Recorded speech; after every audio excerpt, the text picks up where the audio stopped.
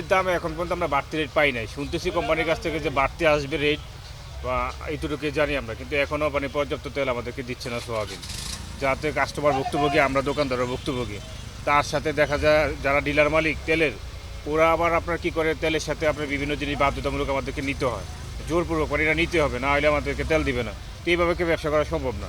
আর তাছাড়া কাস্টমারও আমরা চাহিদা অনুযায়ী তেল দিতে পারতেছি না। তো এটা একটা ক্রাইসিস। আশা করি আমরা এই ক্রাইসিসটা থাকবে না, এটা আশা করি। চিনি গুঁড়ার দামটা অনেক বেশি, যেমন কোম্পানির যে চিনি গুঁড়া ছিল 130 টাকা, গত এক মাসে সেটা হয়েছে 190 টাকা। তো 1 কেজি চিনি গুঁড়া যদি 60 টাকা বাড়ে, এটা অস্বাভাবিক। ডিমের দাম বাড়ছে, তারপরে সবজির দামও বাড়তি, এছাড়া মশলা কিছু দাম বাড়তি। তো বাড়তি হলে তো মানুষের তো আয় ক্ষমতা তো আর বাড়তি হয় না, সেইখানে আমাদের মতো মানুষ যারা মধ্যবিত্ত যারা, তাদের জন্য অনেক অসুবিধা হয়ে যায়। কী কারণে আসলে সেটা তো আমরাও সঠিক উত্তর পাই না, যে কী কারণে জিনিসের দাম প্রতিনিয়ত বাড়তেছে। সেটা তো আমরা খালি শুনতেছি যে তেলের সমস্যা, ক্রাইসিস, তেলের কারণে গাড়ি ভাড়া বাড়তেছে, গাড়ি ভাড়ার অজুহাতে দেখা যায় পাইকারি যারা ওরা বাড়াইতেছে, মানে এইভাবে আমরা তো সেটা সঠিক উত্তর আসলে আমরা খুঁজে পাই না যে কী কারণে। যেমন কোম্পানিদেরকে জিজ্ঞাসা করি চিনিগুলো এত দাম কেন বাড়তেছে, ওরা বলতেছে পর্যাপ্ত নাই, এই কারণে দাম বাড়তেছে। তো এটা আসলে মানুষের জন্য অনেক কষ্টকর।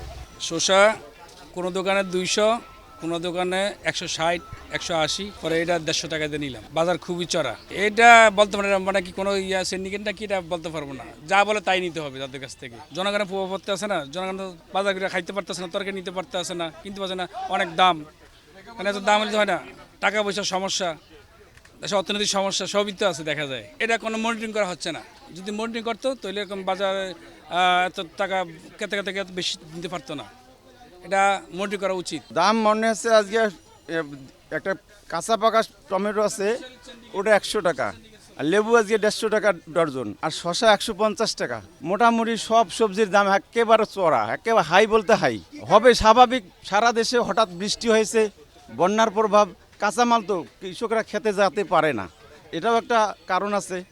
আবার যোগাযোগের একটা কারণ আছে, যোগাযোগ হচ্ছে বৃষ্টি হলে ট্রাক পায় না, আসতে চায় না, অনেক কারণ আছে। বাড়তি দাম আমাদেরকে কিনতেই হবে, উপায় নেই, আমরা যদি খাই। সিন্ডিকেট তো এটা সরকার তো বুঝেই যে কি কোথায় কি হচ্ছে, আমরা এটা বলতে পারবো না, কারণ বলতেই সমস্যা আছে। কৃষক খেতে যেতে পারে নাই, এই সবজিটা তুলবে ক্ষেত থেকে, খেতে তো যাইতে হবে, খেতে তো পানি বিদায় তুলতে পারেনি, সেটাও একটা সমস্যা আছে। হ্যাঁ, অবশ্যই প্রভাব পড়ছে, তো প্রভাব পড়ে না কেন? সাধারণ জনগণ তো এটা কিনতেই পারবে না, এটা তো ধরার বাইরে।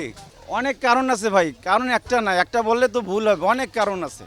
আমাদের থেকে তেল রাখতেছে গাড়ির রেট হচ্ছে 955 টাকা, কিন্তু আমাদের রাখতেছে 960 টাকা করে, 5 টাকা বেশি।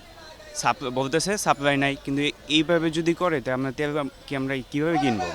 গাড়ির রেট যদি 955 টাকা থাকে, আমরা 960 টাকা 5 টাকা বেশি দিয়ে কিনতেছি, কয়দিন পরে বলবে কি আরও 10 টাকা বেশি, কিন্তু গাড়ির রেট তো সেম। আমাদের প্রভাব পড়বে না, কারণ হচ্ছে আমাদের এই বৃষ্টির দিন, আমাদের কোনো ইনকাম সোর্স আমাদের কম। তারপরে যদি এত বাড়তি রাখি, আমরা চলবো কীভাবে, আমরা খাবো কীভাবে? সরকারের উচিত যে আমাদের এই কাঁচা বাজার, এই তেলের বাজারটাকে একটু নিয়ন্ত্রণে আনার জন্য দরকার, যেন আমাদের মতো লোক যেন আমরা কিনে খেতে পারি। সবচেয়ে বেশি মনে হচ্ছে সবজির দামটা অনেক বেশি। এটা আসলে কাঁচামরিচের দাম বেড়ে গেছে, শসার দাম বেড়ে গেছে, সবজির দামটা অনেক বেশি। এটা আসলে কোনো রিজন না, এটা হচ্ছে মানে এটা যে বাড়তি যে কোনো রিজন, এটা আসলে বলা যাবে না। এটা হচ্ছে মানে দোকানদার ইচ্ছা, মানে জিনিসটা অনেক এরকম যে আমি মানে যা ইচ্ছা তাই দাম চাবো, তাই নেবো, জিনিসটা এরকম আসে অনেকটা। কাঁচামরিচ কিনলাম হচ্ছে 40 টাকা 250 গ্রাম, যেটা একদিন আগেও ছিল কোথাও 25 টাকা 250 গ্রাম, কোথাও 30 টাকা, আজকে 40 টাকা। শসার দাম বাড়তি, শসার দাম আজকে 140 টাকা মিনিমাম শসার দাম, মানে সব কিছুই বাড়তি, যা কিনি তাই বাড়তি। এখন সরকারের আসলে বাজারের তো মনিটরিং করে, আর মানুষ আসলে নিজে যদি ভালো না হয়, ব্যক্তি মানুষ যদি ঠিক না হয়, এটা আসলে সরকারই আর কী করবে, এটা আসলে বলার কিছু নাই। এখানে প্রত্যেকটা মানুষ আসলে নিজে ঠিক হইতে হবে, মানে করতে হবে। এটা স্বাভাবিকভাবে মানুষের তো আসলে ইনকাম তো বাড়তেছে না, আর এফেক্টেড আসলে টোটাল জিনিস সব এফেক্টটা পড়ে যাচ্ছে, মানে পুরো ফ্যামিলি লাইফে এটা আসলে এফেক্ট পড়বেই। এটা আসলে এটা সবার ক্ষেত্রে এফেক্ট পড়বে। মানুষ হয়তো বাজার মানে খরচটা সংকোচন করতে হবে, বা অন্য কিছু করতে হবে, কোনো না কোনোভাবে তার আসলে মিনিমাইজ করে চলতে হবে, এটা আসলে কিছু করার নাই এখানে। আর পরিবার কেন্দ্রিক আসলে পরিবারের তো তখন যেটা হয় কি, আসলে পরিবারের যে ডিমান্ডটা থাকে এটা আসলে ফিল আপ করা যায় না। একটা আমিও যে চিন্তা করি এই সবজিটা কিনবো, এটা কিনি না, আরেকটা কিনবো, এটা কিনি না, কিনা হয় না, এই করে মিলে আসলে চলা হয় আর কি। বাজারে আজকে একটু বর্ষার দিন তো একটু বাজারে জিনিসপত্র কম পাওয়া যাচ্ছে, যার জন্য একটু বেশি, হালকা বেশি, তবে মিনিমাইজ করে চলা যাচ্ছে। সাধারণ কৃষক হিসেবে যারা উৎপাদন করতেছে তাদের একটু ক্ষতি হয়, আর যারা এই শহরে আমরা যারা আছি তাদের একটু ক্ষতি হইলেও সেটা পোষায় নেওয়া যায় আর কি। ওই তো একটা বাদ দিয়ে আরেকটা খাইতে হচ্ছে। হয়তো দেখা যায় আলু যেখানে 2 কেজি নেব সেখানে 1.5 কেজি নিতেছি, পেঁয়াজ 2 কেজির দরকার 1.5 কেজি নিতেছি, এইভাবে ম্যানেজ করে চলতেছি আর কি। সয়াবিনের কাস্টমার আসছে অথচ আমরা দিতে পারতাছি না। হ্যাঁ, আমরা দিতে পারছি না, কারণ 5 লিটার তেলের দাম হলো 955 টাকা। এরপর আমরা তেল দিতে পারতাছি না। এরপর আমাদের রাইস ব্যান আছে, সরিষার তেল আছে, এই সানফ্লাওয়ার আছে, এইগুলোর দাম বেশি, কাস্টমার এগুলো পোষাইতে পারতাছে না। হ্যাঁ, যার ফলে আমাদের বেচা কিনা আমাদের অনেক কম হইতেছে। দাম বেশি মনে হইতেছে বলতে এই যে সাজনা আপনার পরে 200 টাকা কেজি, তারপরে মিষ্টি কুমড়া সবই একটু অল্প 10-20 টাকা এরকম বেশি মনে হইতেছে আর কি। তা কারণ বলতে এটা যারা দোকানদার আনে এরা বলতে পারে, কারণ আমরা তো হয়তো মেঘ বাদল থেকে বর্ষা বাদলের কারণে বাড়তি কিনা এটা তো আর যা বুঝতে পারতেছি না। মানে এটা দোকানদাররা বুঝতে পারবো যে কীভাবে আইনা তারা রেট বাড়তি নিতেছে না। এটা তো অবশ্যই বাজারে দেওয়া যায় আইসা হয়তো মনিটর করা উচিত যে এরকম বৃদ্ধি কেন বাড়তেছে, দাম বাড়া কেন, এটা হয়তো ততগুলি করলে হয়তো যদি কমতেও পারে। মূল্য বেড়ে যাওয়ার প্রয়োজনে আমরা যারা বিশেষ করে চাকরিজীবী আমাদের তো অবশ্যই প্রভাব পড়তেছে, কারণ আমাদের বেতন তো আর বাড়ে নাই, না বাড়াতে আমাদের যে সীমিত টাকার মধ্যে আমাদের স্কুলের খরচ, বাসার যাবতীয় খরচ এবং বাজার খরচ বৃদ্ধি হওয়াতে আমাদের আসলে ওই পাতিলের মধ্যে হাত পড়ছে, আসলে মূলত হাত পড়ছে পাতিলের মধ্যে। এই বাজার খরচে আমাদের সবচেয়ে বেশি সমস্যা হয়ে দাঁড়াচ্ছে। বাকি খরচগুলো তো ফিক্সড খরচ, ওই ফিক্সড খরচ তো আমাদের চালাই যাইতে হয়। আমার কাছে মনে হলো আজকে মুরগির দাম বেশি, সবজির দামও বেশি। যেমন শশা গত পরশুদিন কিনছি আমি 100 টাকা কেজি, আজকে কিনলাম 140 টাকা কেজি। দাম তো আগের মতোই দেখতেছি আর কি, দাম তো বাড়তির দিকেই সবসময়। এই তো আর কি, এখন এই রসুন কিনছি, মনে করেন যে এখন জিজ্ঞেস করিনি যে কয় টাকা, এই ওটা নষ্ট। ভাই দাম অনেক চড়া, হাটে গরুর দাম বাড়তে এখন মনে করেন 800 টাকার উপরে কিনেই পড়ে। আমরা তো 800 টাকা বেচতেছি, তারপরেও কিন্তু কালকেও মনে করেন আমরা 4-5 হাজার টাকা লস হয়েছে। বৃদ্ধি অনার্গ খাওয়া মনে করেন বুসি, তারপর বুসির দাম বেশি, চুনার দাম বেশি, আমরা সব কিছুর দামই তো বেশি। এই কারণে তো গরুর দাম এরা কম ধরে না, গরুর দাম বাড়তেই ধরে, আবার ক্যাটারিং খরচ পড়ে বেশি। কাস্টমারের কাছে টাকা নাই, যার জন্য আমরাও খারাপ অবস্থায় আছি। মালের দাম অনেক বেশি, ডেলি প্রতিদিনই প্রতি সপ্তাহে একটা প্রোডাক্টের দাম বাইরে আসে। কারণ এটা কী কারণে বাইরে আসে জানি না। বাজারে তো সিন্ডিকেট আমরা দেখি না, কারণ এটা কোম্পানি কেন বাড়ায়, এটা কোম্পানির ব্যাপার। কারণ কোম্পানি সমিতি করে নেছে, সমিতি কইরা মানে ওই সরকারকে কোম্পানি জিম্মি করে হেলায়। মানে যদি কোম্পানির সরকার কিছু বলে কোম্পানি মাল দেওয়া বন্ধ করে, যার জন্য জনগণ ভোগান্তিতে পড়ে, দোকানদার অসহায় হয়ে যায় কোম্পানি মাল না দিলে। কোম্পানির যত সমিতি আছে ওইগুলো নিবন্ধনগুলো বাদ করে দিতে হবে। সমিতি কইরা তারা স্ট্রং হয়ে গেছে, সরকারকেও জিম্মি করে, পাবলিককেও জিম্মি করে, তারা নিজেরা মন মতো করে চলে। মাংস 800 টাকা করে কেজি কিনলাম, ইউজুয়ালি 750 করে কিনি। রিসেন্টলি দামগুলো বাড়তেছে সব কিছু। আমার এক্স্যাক্টলি কোনো রিজন আমি বুঝতেছি না, তারপরে আমার মনে হয় যে জ্বালানি তেলের দামের বৃদ্ধির কারণে এটা ইম্প্যাক্ট করতে পারে মাংসের দামে। পরিবহন কস্ট যেহেতু বাড়তেছে এই জন্য হয়তো মাংসের দামও বৃদ্ধি পাইছে। আগে তো 750 করে কিনতাম। অবশ্যই একজনে আমরা যারা মধ্যবিত্ত ফ্যামিলি আছি, যারা সীমিত আয়ের মানুষ আছি, তাদের জন্য তো ডেফিনেটলি এটা একটা ইম্প্যাক্ট পড়বে। শুধু মাংসের দামে না, সব কিছুর দামই তো বৃদ্ধি পাচ্ছে। দাম এখন হাটের থেকে দাম বেশি হইলে আমরা কি করব? আমাকে তো বেশি দিয়ে কিনে লাগতেছে, বেশি দিয়ে বিক্রি করা লাগতেছে। দামটা বেড়ে গেছে, এটা আপনার তেলের কারণে, অনেক মানে সিন্ডিকেট আছে, অনেক কিছু মিলায় আর কি। এই যে হাটে সিন্ডিকেট চলতেছে ঈদের জন্য, গরু ছাড়তেছে না। গত সপ্তাহে 780 টাকা বিক্রি করতেছি, এখন গরুর দাম বেশি দেখে 800 টাকা করে বিক্রি করতেছি। মাংসের দাম তো অ্যাজ ইউজুয়াল একই রকম, আগেও যেরকম ছিল এখনও সেরকম আছে। এটা তো জনজীবনে তো এটা প্রভাব ফেলবেই, সামান্য সব ক্ষেত্রে যদি অল্প করে বাড়ে, অল টুগেদার এটা অনেক বড় হয়ে যায়। এটা অনেকের ক্ষেত্রে এটা সমস্যা হওয়ার কথা। জনগণের উপরে সব বিষয়ে প্রভাব পড়তেছে। যেমন আগে মানুষ স্বাচ্ছন্দ্যভাবে চলতে পারছে, এখন চলতে পারতেছে না।